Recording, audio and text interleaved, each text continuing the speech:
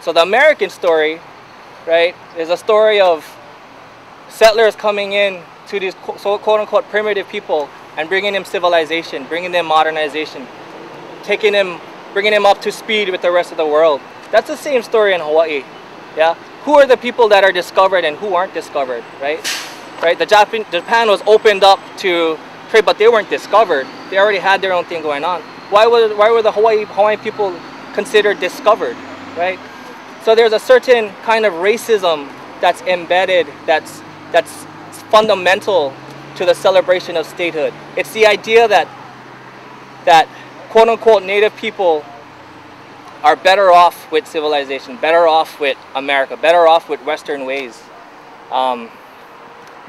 And I think one of the things, especially in that moment when statehood was being discussed and debated, was if you were in opposition to statehood, you were racist against the Japanese, because the fundamental argument against statehood was that there are too many Japanese in Hawaii, numerically too many, and because the Japanese are, especially previous to World War II, they were imagined as these foreign threats that's gonna take over the United States or take over Hawaii or whatnot.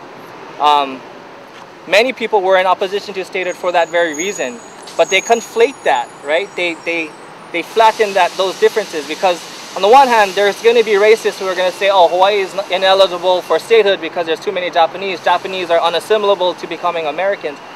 But that's neither here nor there in terms of the history of Hawaii, in terms of colony occupation, in terms of overthrow, in terms of annexation. And that's, to me, the history that would really transform how we talk about or how we understand statehood. On the one hand, there's this movement, right, combating this idea that Asians are ineligible for citizenship. On the other hand, there's another movement that has to go underground that's fighting this idea that Hawaiians are unfit for self-government. And many people point to Congress. They say, if you want to study statehood, you got to look at Congress. You got to look at the politics of the Southern Democrats in relation to the Republican Party and what's happening in terms of civil rights. And that's true, and that's all written up in a book by Roger Bell. But there's also another quote by John Burns, right, the quote-unquote father of Hawaii statehood. And John Burns, in 1960, after statehood was passed, he said in an interview, the reasons why Hawaii did not achieve statehood, say 10 years ago, and one could, without much exaggeration, say 60 years ago, like not in the Congress, but in Hawaii, the most effective opposition to statehood was always originated in Hawaii itself. For the most part, it has remained undercover and has marched under other banners. Such opposition could not afford to disclose itself, since it was so decidedly against the interests and desires of Hawaii's people generally. Right? So you have to look at Hawaii, look at how people were getting the history of Hawaii's overthrow out. Kathleen Dickinson Mellon, some of you know who she is. Kekuni, I know he actually met her. But Kathleen Dickinson Mellon wrote 4 books, and she was in conversation with Mary Kawena Pukui, the Kawananakoas. She met with a lot of the Hawaiians who were alive during the overthrow. She had conversation with them. She was using some of the work of Lee Clark, who was married to Liliuokalani Kawananakoa. But Kathleen Mellon wrote 4 books, and in her last book, she talks about the overthrow, she talks about the annexation, she talks about the petitions against annexation, and this was published in 1958. And she wasn't some kind of like crackpot writer either. Her first book was actually reviewed by the New York Times. Her second book, Panavision, wanted to make a contract with her so that they could turn that into an actual movie. They decided to go instead with James Michener's Hawaii instead of her story. So here again, you have 2 competing stories about one place, right? Always. That's why I feel like today was really important. That's why today was fundamental, to stand up to their trying to intimidate us and intimidate what our message is, the history of what it is that we're standing for, standing against.